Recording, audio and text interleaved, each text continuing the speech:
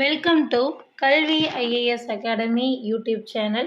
25th February 2024 Tamil current affairs analysis பார்க்க போகிறோம். எக்ஸாமுக்கு தேவைப்படக்கூடிய முக்கியமான குறிப்புகள் இந்த வீடியோவில் இருக்க போகுது. ஸோ ஃபர்ஸ்ட் நியூஸ் பாருங்கள். மின்னணு பொருட்கள் ஏற்றுமதியில் தமிழகம் முதலிடம் என்று அமைச்சர் உதயநிதி ஸ்டாலின் அவர்கள் தெரிவிச்சிருக்கிறாங்க. அதே மாதிரி தொழில் தொடங்க சிறந்த உள்கட்டமைப்பு கொண்ட மாநிலம் தமிழகம் என்றும் தெரிவிச்சிருக்கிறாங்க.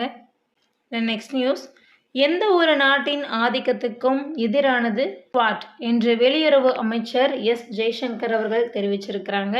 எந்த ஒரு நாடும் பிற நாட்டின் விருப்பங்களில் ஆதிக்கம் செலுத்துவதற்கு எதிரானது குவாட் அமைப்பு என்று வெளியுறவு அமைச்சர் எஸ் ஜெய்சங்கர் தெரிவித்தார். உலகளாவிய வளமைக்கு பங்களிப்பதும் ஒன்றாக வளர்வதும் இந்த அமைப்பின் நோக்கங்கள் என்றும் அவர் குறிப்பிட்டிருக்கிறாரு. இந்திய பசிபிக் பிராந்தியத்தில் சீனாவின் ஆதிக்கத்துக்கு பதிலடியாக இந்தியா, அமெரிக்கா, ஜப்பான், ஆஸ்திரேலியா ஆகிய 4 நாடுகள் இணைந்து குவாட் அமைப்பை ஏற்படுத்தின. இந்நிலையில் தில்லியில் நடைபெற்ற குவாட் சார்ந்த ஆலோசனை அமைப்பின் கூட்டத்தில் வெளியுறவு அமைச்சர் எஸ் ஜெய்சங்கர் பங்கேற்றார். அப்போது குவாட் அமைப்பின் கோட்பாடுகளை அவர் விளக்கி கூறியிருக்கிறார். ஸோ அது என்ன அப்படிங்கிற விஷயத்தை பாருங்கள்.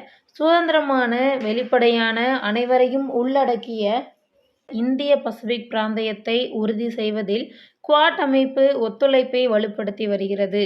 எந்த நாடும் மற்ற நாட்டின் விருப்பங்களில் ஆதிக்கம் செலுத்த முடியாது என்பதே அமைப்பின் மைய கருத்தாகும். ஆக்கப்பூர்வமான, நெகிழ்வான, வேகமான, பொறுப்புமிக்க, வெளிப்படையான இக்கூட்டமைப்பு உலகின் பல்வேறு ஒழுங்குமுறை வளர்ச்சியை பிரதிபலிக்கிறது.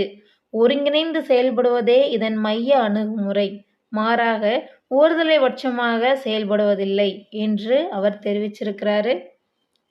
நெக்ஸ்ட் நியூஸ், நாட்டின் பாதுகாப்புத்துறை உற்பத்தி அடுத்த 5 ஆண்டுகளில் ரூபாய் 3 லட்சம் கோடி என்று அமைச்சர் ராஜ்நாத் சிங் அவர்கள் தெரிவிச்சிருக்கிறாங்க. நெக்ஸ்ட் நியூஸ், புதிய குற்றவியல் சட்டங்கள் ஜூலை 1 முதல் அமல் என்று மத்திய அரசு அறிவித்துள்ளது. விபத்து ஏற்படுத்திவிட்டு தப்பினால் 10 ஆண்டு சிறை விதிக்கும் பிரிவு தவிர்ப்பு. புதிய சட்டத்தில் சாலை விபத்தை ஏற்படுத்திவிட்டு நிற்காமல் செல்லும் வாகன ஓட்டிகளுக்கு எதிராக 10 ஆண்டுகள் வரை சிறை தண்டனை மற்றும் அபராதம் விதிக்கும் வகையில் இடம்பெற்றுள்ள பிரிவு 106 கீழ் 2 ரத்து செய்ய வேண்டும் என பல்வேறு தரப்பினரிடமிருந்தும் கோரிக்கைகள் எழுந்தன. அதை ஏற்றுக்கொண்டுள்ள மத்திய அரசு அந்த சட்டப்பிரிவை நடைமுறைப்படுத்த வேண்டாம் என தீர்மானித்துள்ளது. இதை தனது அறிவிக்கைகள் ஒன்றில் மத்திய உள்துறை அமைச்சகம் தற்போது குறிப்பிட்டுள்ளது.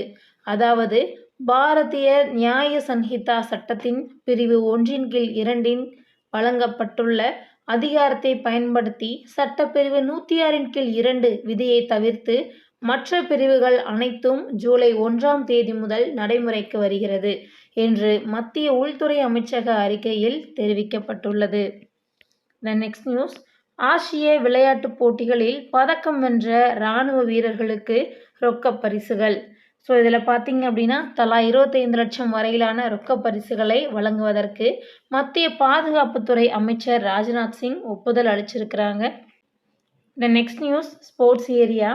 தாய்லாந்தின் பட்டயா நகரில் நடைபெற்று வரும் பாரா பேட்மிண்டன் உலக சாம்பியன்ஷிப்பில் இந்திய வீரர் யதிராஜ், பிரமோத், கிருஷ்ணா ஆகியோர் இறுதி சுற்றுக்கு தகுதி பெற்றுள்ளனர். நெக்ஸ்ட் ஒன், ஐபிஎல் கிரிக்கெட் தொடர் இன்னும் 1 மாதத்தில் தொடங்க உள்ள நிலையில் லீக் ஆட்டங்கள் நடைபெறும் ஜெய்ப்பூர் சவாய் மான்சிங் மைதானம் ராஜஸ்தான் கிரிக்கெட் சங்க அலுவலகத்திற்கு தொகையை செலுத்தவில்லை என கூறி மாநில விளையாட்டு கவுன்சில் சீல் வைத்தது. அரசியல் காரணங்களுக்காக ஆர்சிஏ அலுவலகத்தை சீல் வைக்கப்பட்டதாக அதன் தலைவர் வைபவ் கெலாட் தெரிவித்துள்ளார். Next news, pro Kabaddi league பட்டம் வெல்ல 6 அணிகள் தயார் என்று தெரிவித்திருக்கிறாங்க. அதே மாதிரி நாளை பிளே ஆஃப் சுற்றும் தொடங்க இருக்கிறது. நெக்ஸ்ட் நியூஸ், கைபேசியில் அழைப்பாளர் பெயர் அறிவிக்கும் சேவை ட்ராய் பரிந்துரை. கைபேசி அழைப்பு திரையிலேயே அழைப்பவரின் அடையாளத்தை அறிந்து கொள்ளும் அழைப்பாளர் பெயர் தெரிவிப்பு வசதியை தொலைத்தொடர்பு நிறுவனங்கள் வழங்க தொலைத்தொடர்பு ஒழுங்காற்று ஆணையம் பரிந்துரைத்துள்ளது. இப்பரிந்துரைகள் ஏற்கப்பட்டு முறையான அறிவிப்பு வெளியான பிறகு இந்தியாவில் விற்கப்படும் அனைத்து கைபேசி சாதனங்களிலும் CNAP வசதி இருப்பதை உறுதிப்படுத்த போதிய அறிவுறுத்தல்களை மத்திய அரசு வெளியிட வேண்டும் எனவும் ட்ராய் வலியுறுத்தியுள்ளது. இந்தியாவில் மோசடி மற்றும் தேவையற்ற அழைப்புகளில் இருந்து மக்களை பாதுகாக்க அழைப்பவரின் அடையாளத்தை வெளிப்படுத்தும் CNAP திட்டத்தை செயல்படுத்த மத்திய தொலைத்தொடர்புத்துறை பரிசீலித்தது. நெக்ஸ்ட் நியூஸ், ரஷ்ய படையெடுப்பின் 2வது ஆண்டு நிறைவு, உக்ரைனில் மேற்கத்திய தலைவர்கள். நெக்ஸ்ட் நியூஸ், ஹவுதிகள் தாக்குதலால் செங்கடலில் எண்ணெய் படலம். ஏமனின் ஹவுதி கிளர்ச்சியாளர்கள் நடத்திய தாக்குதலில் சரக்கு கப்பல் சேதமடைந்ததால் செங்கடலில் 29 கிலோமீட்டர் தொலைவிற்கு எண்ணெய் படலம் பரவியுள்ளதாக அமெரிக்க இராணுவம் சனிக்கிழமை கூறியது. இது குறித்து இராணுவம் வெளியிட்டுள்ள அறிக்கையில், செங்கடல் வழியாக சென்ற பெலிஸ் நாட்டு கொடியேற்றிய ரூபிமர் சரக்கு கப்பல் ஹவுதி கிளர்ச்சியாளர்களின் தாக்குதல் காரணமாக இந்த மாதம் சேதமடைந்தது. இதன் விளைவாக அந்த கப்பலில் இருந்து எண்ணெய் வெளியேறி தற்போது செங்கடல் பகுதியில் 29 கிலோமீட்டர் தொலைவிற்கு எண்ணெய் படலம் பரவியுள்ளது. ரூபிமர் கப்பலில் உரம் வைக்கப்பட்டுள்ள கலனும் சேதமடைந்துள்ளதால் அந்த பகுதியில் உரம் கடலில் கலந்து பரவும் அபாயமும் நீடித்து வருகிறது என்று அந்த அறிக்கையில் தெரிவிக்கப்பட்டுள்ளது. நெக்ஸ்ட் நியூஸ், இந்திய கனிம உற்பத்தி 5% அதிகரிப்பு. அந்நிய செலாவணி கையிருப்பு $61,610 கோடி சரிவு. ஸோ இதோட இன்னைக்கான கரண்ட் அஃபேர்ஸ் முடிஞ்சிடுச்சு.